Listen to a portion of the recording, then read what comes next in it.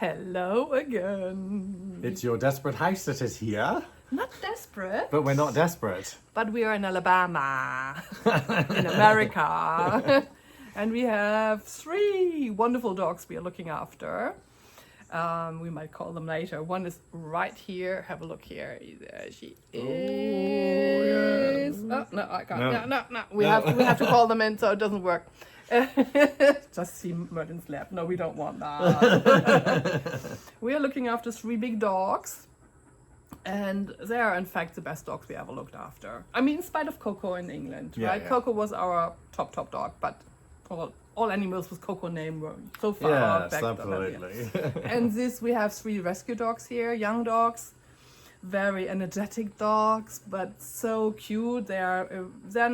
Usually you have 3 dogs there in a pack, but these are just like love poor. They love each other, they love humans, they're just so cute and easy to look after. And first time that we have actually a pack that's so in harmony. It's a harmony pack. Yeah. we really, honestly, we really fell in love with these guys. They're just... Come up here. They're just so lovely. Come on. Madison, come on. Say hello. Can I say hello? Normally she's jumping up. Come on. Now she's shy. The camera is on. Are you camera shy? Come on, Dutch. Say hello. Come on up here. Well, maybe I have to turn around and show you the dogs. This is Dutch. Here we are. And then his sister, Daisy. And in the back, Madison is just running in the garden. So you saw them. They have 3 big dogs. They're Husky, Labrador. Here we go. There they are. And the other one is we don't know actually. It's a setter, cocker spaniel, something in there. Setter, cocker spaniel, doodle. It's kind of mixed thing. And we're looking after them for 6 weeks. It was quite a long time, but we love long house sits because we don't like to run around from one place to the other. Well, it's a lot of effort. Oh, Madison is coming. It's a lot of effort for shorter periods of time, unless it's fitting in between other houses. Yeah, the next one will be a farm sit. Anyway, so as we always like to talk about challenges for house sitters. Oh, here we go. Yeah, now she comes. Now she wants to be in the camera. Oh, licky. No, we don't like licky in our face. No. Yeah, she's a cuddly one, but they're all cuddly. We are in America. So first of all, there was a lot of rumor about getting into America, having a German and English passport, and being stopped by whatever. By TSA and immigration and so on. Now, we understand from a couple of people that there have been a couple of challenges, but I think there are ways to mitigate those challenges as house sitters. I know that on Trusted House Sitters, which is the main platform that we use, they do kind of give you a guide of what to say to immigration. Yeah. Unfortunately, if your immigration officer doesn't understand what house sitting is and that you don't get paid, then they may think you're trying to work. Yeah, and then they don't let you in. They keep you arrested for a couple of hours and maybe send you back. So wherever you go, make sure that you are not a house sitter, because the immigration people really have no understanding about what house sitting is, and every platform is different. There are platforms out there where house sitters get paid, which we don't, but maybe there's a misunderstanding about that. So tip number 1. Yeah, tip number 1, say you're visiting friends. Obviously, you have the address of the place that you're house sitting, and so you're able to give them that address. Have a conversation with the house owner to say, look, when I speak to immigration, I'll just be saying that I'm visiting friends. So should a check be done, then there's consistency in the communication. Okay. Secondly, for us, it's the first time we are house sitting in America. It's a second house sit now. But you have to understand, America is not Europe or Australia or wherever we have house sitted before. And keeping animals in America is a little bit different than in other countries. So what we figured out, there's not much dog walking happening here.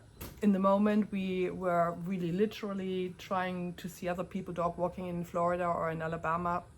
we didn't see very many people walking their dogs. I mean, there were some, and I'm not saying that dog walking doesn't happen, but It's very limited. We didn't witness it, and certainly here, what we find is that if they're not in the, we're staying just outside of Mobile in Alabama. And so, but we're like in the country, and so a lot of the country properties are 3 and 4 acres, and so what they do is they just keep their dogs on the property, and then just let them roam around the property, and they don't actually walk them. We chose to walk our dogs because they are big dogs. They need interest and exercise, and also the different smells and so on, stimulation from going on the walk. It's not just about the exercise.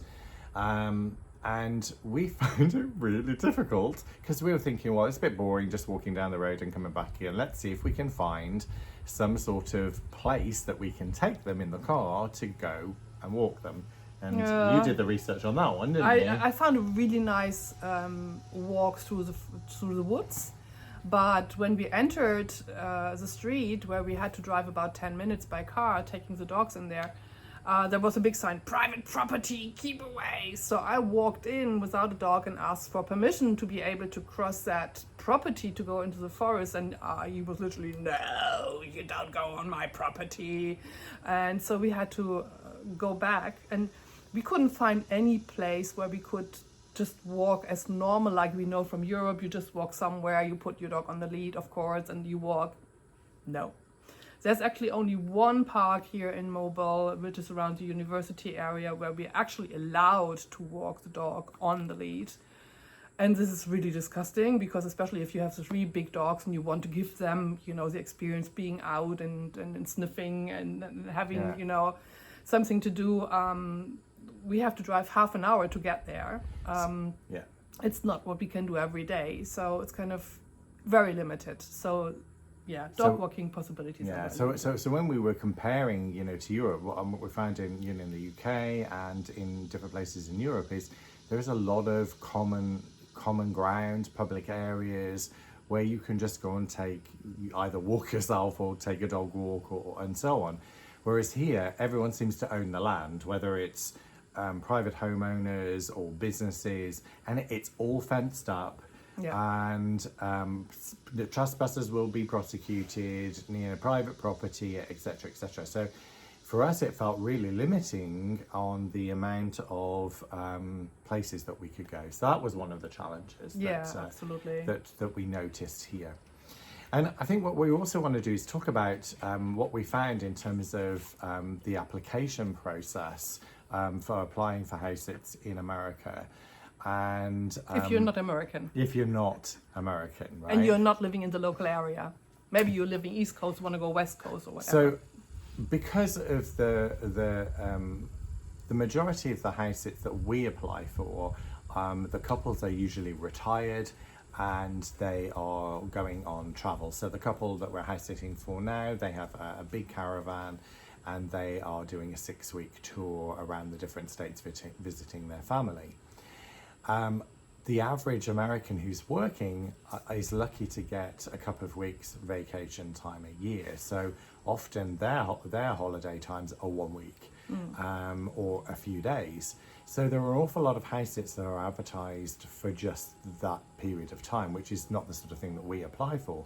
But what we noticed through the application process and through interviews that we've had with homeowners in America is that often they get people from their own area, from their own city or their own county and so on, to come and house sit for them. So they come, they have their own car, they are able to house sit for those few days, and so this seems to be more of a culture in the United States than it is in England or in Europe and Australia.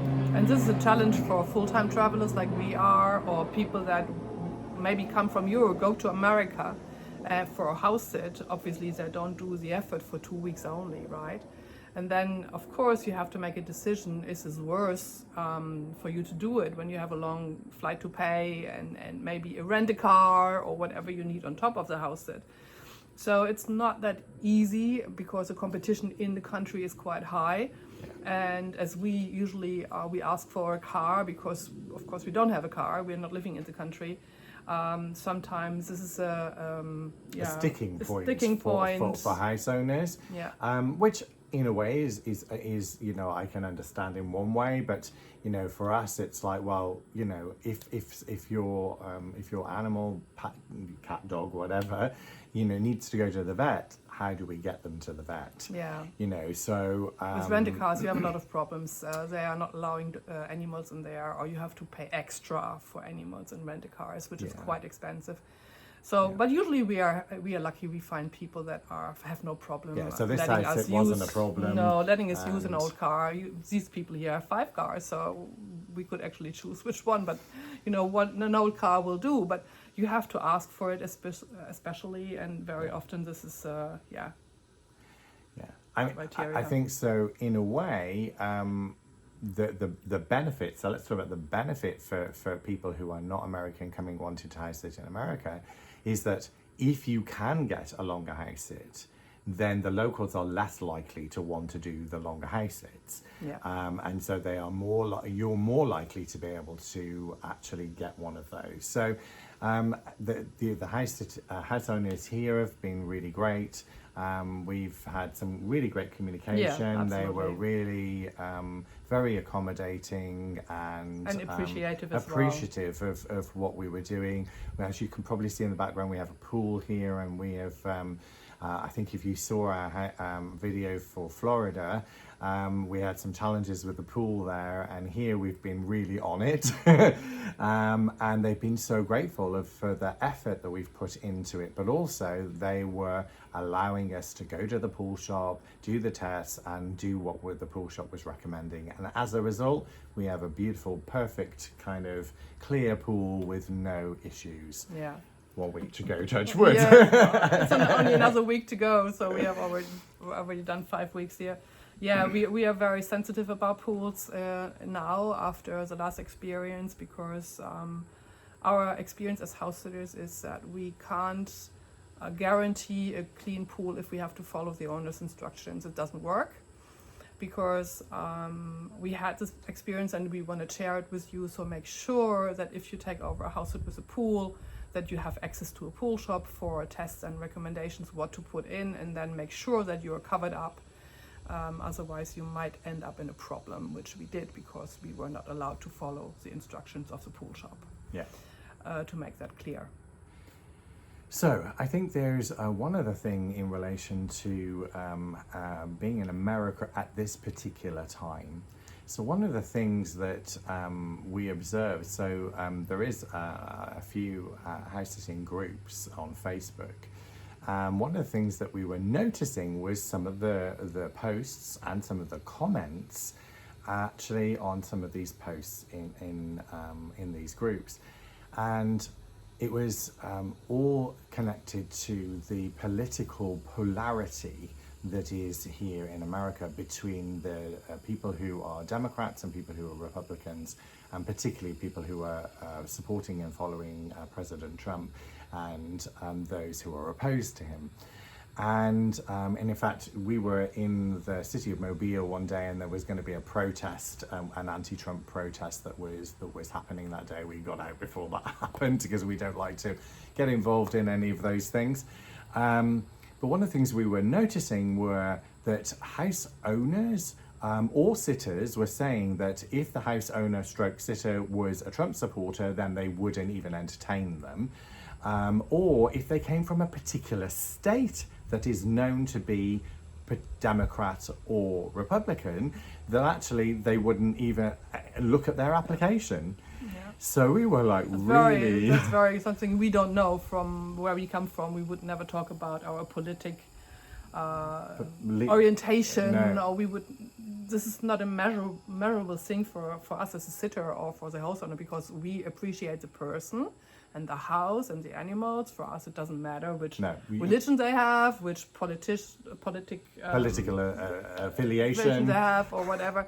But it is in America. So be cautious about that as well. Yeah. It can happen. Yeah, It didn't happen to us. No, it didn't happen to us. I mean, like Suzanne said, we respect whatever people believe and whatever, you know, they choose to do, as long as they're not trying to, you know, Convince us. Whatever.